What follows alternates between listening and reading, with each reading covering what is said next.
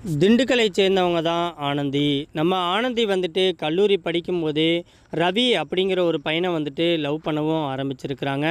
கல்லூரி படிப்பு முடிஞ்ச உடனே தனக்குன்னு ஒரு வேலையை தேடிட்டு தான் ஆசைப்பட்ட மாதிரியே ரவியை வந்துட்டு திருமணமும் பண்ணிக்கிறாங்க. நம்ம ரவியுடைய குடும்பத்தை பற்றி சொல்லணும் அப்படின்னாக்க, ரவியுடைய அப்பா வந்துட்டு எக்ஸ்-ஆர்மி, அம்மா வந்துட்டு ஹவுஸ் ஒய்ஃபாக இருந்திருக்கிறாங்க. நம்ம ரவி வந்துட்டு வீட்டுக்கு ஒரே ஒரு பையனாக இருந்ததுனால நம்ம ஆனந்திக்கிட்ட லவ் பண்ணும்போதே, ஆனந்தி நீ வந்துட்டு நான் வீட்டுக்கு ஒரே ஒரு பையனாக இருக்கிறதுனால நீ தான் என்னுடைய குடும்பத்தில் முன்னே இருந்து என்னுடைய குடும்பத்தை வழி நடத்தணும். என்னென்னைக்குமே தனி கொடுத்தனம் வந்துட்டு நாம் வந்துட்டு போகக்கூடாது. ஏன்னா வீட்டுக்கு நான் ஒரு பையனாக இருக்கிறதுனால அம்மா அப்பாவை கடைசி வரைக்கும் முன்னேருந்து நீ தான் பார்த்துக்கணும் அப்படின்னு ஒரு கண்டிஷனும் போடுறாங்க. நம்ம ஆனந்தியும் அந்த ஒரு கண்டிஷனை ஏற்றுக்கிட்டு ரொம்பவே சந்தோஷமான வாழ்க்கையை தான் திருமணம் ஆனதுக்கப்புறமா வாழவும் ஆரம்பிச்சிருக்கிறாங்க. நம்ம ரவியுடைய அப்பா வந்துட்டு ஆர்மியில் இருந்ததுனால சின்ன வயசுலேருந்தே நம்ம ரவிக்கு வந்துட்டு ஆர்மியில் ஈடுபாடு இருந்ததுனால கல்யாணம் பண்ணி கொஞ்ச நாளிலேயே ட்ரைனிங்க்கு வந்துட்டு வெளியூர் போகிற மாதிரியான ஒரு சூழ்நிலை வந்துட்டு ஏற்படவும் செய்யுது.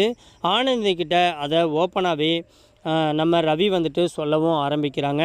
அதுக்கும் நம்ம ஆனந்தி வந்துட்டு எந்த ஒரு மறுப்புமே தெரிவிக்கல. நீங்கள் ஆசைப்பட்ட மாதிரியே உங்களுடைய ஆர்மி கனவுக்கு நான் எந்த ஒரு தடையாகவும் என்னன்னைக்கும் இருக்க மாட்டேங்க அப்படின்ட்டு நம்ம ஆனந்தியும் வந்துட்டு சொல்ல ஆரம்பிக்கிறாங்க. இப்படியே நாட்கள் வந்துட்டு போக ஆரம்பிக்குது. நம்ம ஆனந்தி வந்துட்டு வேலைக்கும் போக ஆரம்பிச்சிட்டாங்க. நம்ம ஆனந்தியை வந்துட்டு ரவி இருந்த வரைக்குமே ரவி தான் வேலைக்கு கூட்டிகிட்டு போயிட்டு வேலை முடிஞ்சதுக்கப்புறமா நம்ம ரவி வந்துட்டு பிக்கப் பண்ணிவிட்டு வீட்டுக்கு வரவும் செஞ்சுருக்கிறாங்க. நம்ம ஆனந்தி வந்துட்டு வேலைக்கு போகிறதுனால ரவியோடைய அம்மா அப்பா 2 பேருமே நம்ம ஆனந்தி சமைக்கும் போதும் சரி, எந்த ஒரு வேலை செஞ்சாலும் எல்லா வேலையிலையுமே இவங்களுடைய உதவி வந்துட்டு கண்டிப்பாக இருக்கும்.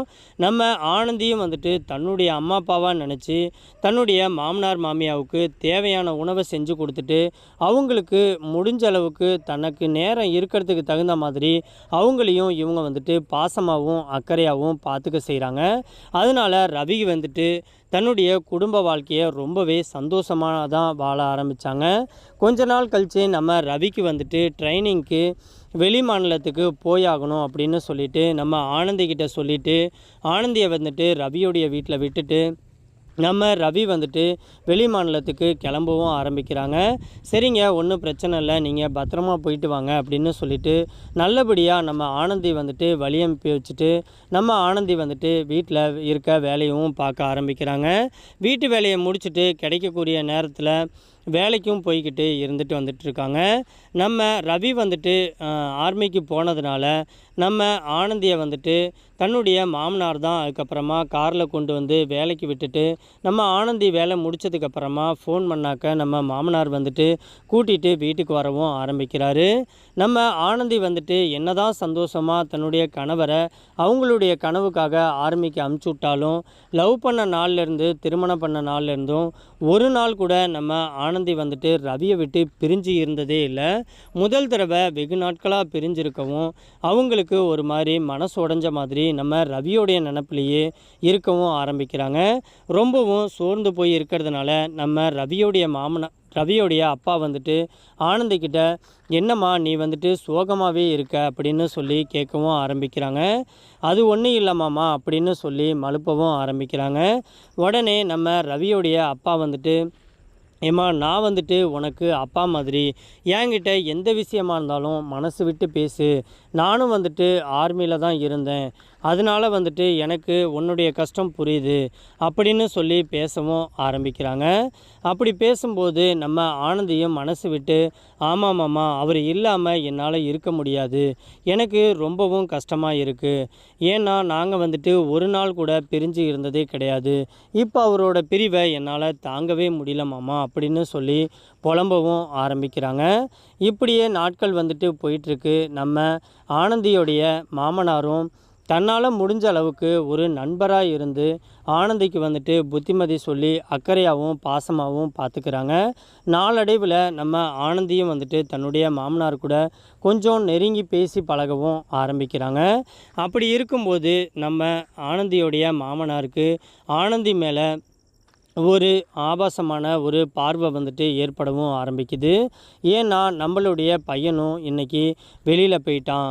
இன்றைக்கி ஆனந்தி வந்துட்டு எந்த ஒரு ஆதரவும் இல்லாமல் அந்த ஒரு விஷயத்துக்காக ஏங்கிட்டு தானே இருப்பாங்க அப்படின்னு சொல்லி இந்த வாய்ப்பை எப்படியாச்சும் பயன்படுத்திக்கலாம் அப்படின்னு சொல்லிட்டு நம்ம ஆனந்திக்கிட்ட வந்துட்டு ஆனந்தியோடைய மாமனார் வந்துட்டு நெருங்கி பேசவும் ஆரம்பிக்கிறாரு.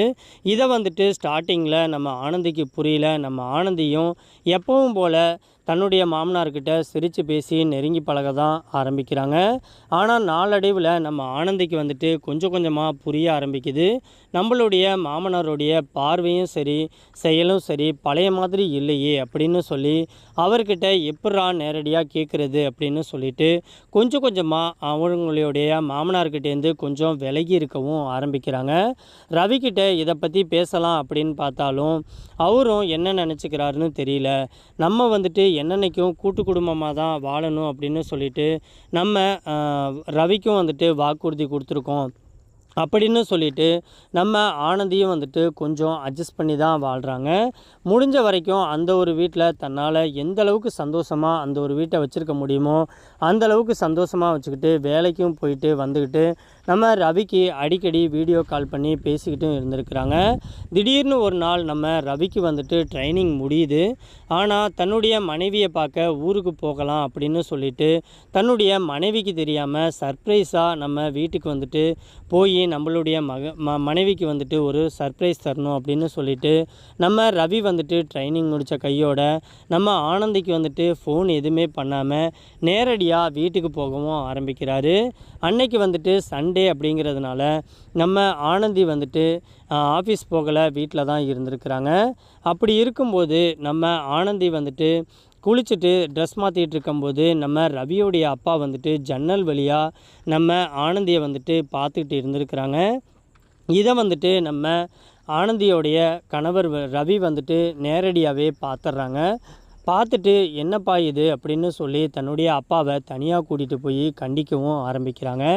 நம்மளுடைய ரவியோடைய அப்பா வந்துட்டு இல்லைப்பா நான் யதார்த்தமாக தான் வந்தேன் அப்படின்னு சொல்லி அப்படியே முனகி சமாளிக்கவும் ஆரம்பிக்கிறாங்க. ஆனால் நம்ம ரவிக்கு வந்துட்டு தன்னுடைய அப்பா மேலே கொஞ்சம் சந்தேகமும் வருது. சரி அப்படின்னு சொல்லிட்டு அவங்கள கண்டித்து வச்சுட்டு சரிப்பா அப்படின்னு சொல்லி நம்ம ரவி வந்துட்டு தன்னுடைய மனைவியை பார்க்கவும் போகிறாங்க. தன்னுடைய மனைவி ஆனந்தி வந்துட்டு ரவியை பார்த்ததும் கட்டி பிடிச்சி அழுக ஆரம்பிக்கிறாங்க. அதுக்கப்புறமா நம்ம ஆனந்தி கூட ரொம்பவே சந்தோஷமாக எல்லா விஷயத்தையும் ஷேர் பண்ணவும் ஆரம்பிக்கிறாங்க. அப்படி ஒரு நாள் வெளியில் வந்துட்டு 2 பேரும் வெளியில் கொஞ்சம் போகும்போது நம்ம ரவிக்கிட்ட வந்துட்டு ஆனந்தி வந்துட்டு ஏங்க உங்கள்கிட்ட நான் கொஞ்சம் தனியாக பேசணும். நீங்கள் வெளியில் இருந்தப்பயே நான் வந்துட்டு ஃபோனில் இந்த ஒரு விஷயத்த சொல்லணும்னு நினச்சிக்கிட்டு இருந்தேன். ஆனால் நீங்களும் வந்துட்டு கோவப்படுறீங்களா இல்லை உங்களோட மனநிலை எப்படி இருக்குன்னு தெரியல. சரி நேரில் வரும்போது இதை பற்றி பேசிக்கலாம் அப்படின்னு சொல்லிட்டு தான் நான் எதுவும் சொல்லலை அப்படின்ட்டு கொஞ்சம் கொஞ்சமாக தன்னுடைய மாமனாரை பற்றி நம்ம ஆனந்தி வந்துட்டு ரவிக்கிட்ட சொல்லவும் ஆரம்பிக்கிறாங்க. நீங்கள் போனதுலேருந்து நான் வந்துட்டு உங்களுடைய அம்மா அப்பாவை என்னுடைய அப்பாவாக நினச்சி தான் நான் வந்துட்டு எல்லா உதவிகளையும் செஞ்சேன். ஆனால் உங்களுடைய அப்பாவுடைய கொஞ்சம் அவரோட செயல் வந்துட்டு கொஞ்சம் வேறு மாதிரி இருக்குது. எனக்கு அது சரின்னு படலை அப்படின்னு வந்துட்டு சொல்ல ஆரம்பிக்கிறாங்க. சொல்லிவிட்டு அவங்க கண்கலங்கியபடி நான் வந்துட்டு கூட்டு குடும்பமாக தான் அங்கே இருக்கணும்னு நான் வந்துட்டு ஆசைப்பட்றேன். நான் வந்துட்டு தனி கொடுத்தனம் போகிறதுக்காக இதை உங்கள்கிட்ட சொல்ல இருந்தாலும் இந்த வீட்டில் எனக்கு ஒன்றா இருக்கிறதுக்கு கொஞ்சம் சங்கட்டமாகவும் இருக்குது அப்படின்னு சொல்லி அவங்களுடைய கஷ்டத்தை வந்துட்டு ஷேர் பண்ணவும் ஆரம்பிக்கிறாங்க. உடனே நம்ம ரவியும் வந்துட்டு அதை புரிஞ்சுக்கிட்டு புரியுதுமா, நானும் வந்துட்டு நான் வந்தன்னைக்கு என்னுடைய அப்பா வந்துட்டு நீ குளிச்சுட்டு வந்துட்டு ட்ரெஸ் மாற்றிட்டு இருந்ததை என்னுடைய அப்பா வந்துட்டு பார்த்துருக்காங்க. பார்த்துட்டு இருந்ததுனால நானும் எங்கள் அப்பாவை வந்துட்டு கண்டித்து தான் வச்சுருக்கேன் அப்படின்னு சொல்லி என்னதான் இருந்தாலும் அவர்கிட்டையும் நான் புத்திமதி சொல்லியிருக்கேன். உங்ககிட்டையும் நான் உனக்கு ஆறுதல் சொல்லணுமா இல்லை எப்படி உனக்கு புரிய வைக்கிறதுன்னு தெரியல அப்படின்னு சொல்லவும் ஆரம்பிக்கிறாங்க. உடனே நம்ம ஆனந்தி வந்துட்டு நேரடியாகவே அவங்களுடைய மாமனார்கிட்ட ஒரு நாள் சந்தித்து மாமா இது வந்துட்டு உங்கள் பையனுக்கு நீங்கள் பண்ணுறது எல்லாமே தெரியும். இருந்தாலும் அவரை பார்க்க எனக்கு ரொம்பவும் கஷ்டமாக இருக்குது. நானும் வந்துட்டு உங்களுக்கு பெத்த பொண்ணு மாதிரி தான். நான் வந்துட்டு உங்களை என்னுடைய அப்பாவாக தான் நினச்சி பார்க்குறேன் அப்படின்னு சொல்லவும் ஆரம்பிக்கிறாங்க. ஒரு கட்டத்தில் ரவியோடைய அப்பாவுக்கு இதெல்லாம் புரிய வருது. உடனடியாக சாரிம்மா, என்ன மன்னிச்சிடு, நான் இனிமே எந்த ஒரு கண்ணோட்டத்துலேயும் உன்னை நான் பார்க்க மாட்டேன், இனிமே நம்ம சந்தோஷமாக எப்பவும் போல் கூட்டு குடும்பமாக வாழலாம் அப்படின்னு சொல்லிட்டு முடிவெடுத்து ஆனந்தி வீட்டு கூட ரொம்பவே சந்தோஷமான ஒரு குடும்ப வாழ்க்கையை வாழ்கிறாங்க. அதுக்கப்புறமா நம்ம ஆனந்தி வீட்டில் இந்த மாதிரி எந்த ஒரு பிரச்சனையும் கிடையாது, ரொம்பவே சந்தோஷமான வாழ்க்கையை இருந்து வாழ்கிறாங்க. இந்த ஒரு வீடியோவை பற்றி உங்களுடைய கருத்துக்கள் எதுவாக இருந்தாலும் கீழே இருக்கக்கூடிய கமெண்ட் பாக்ஸில் மறக்காமல் கமெண்ட் பண்ணுங்கள்.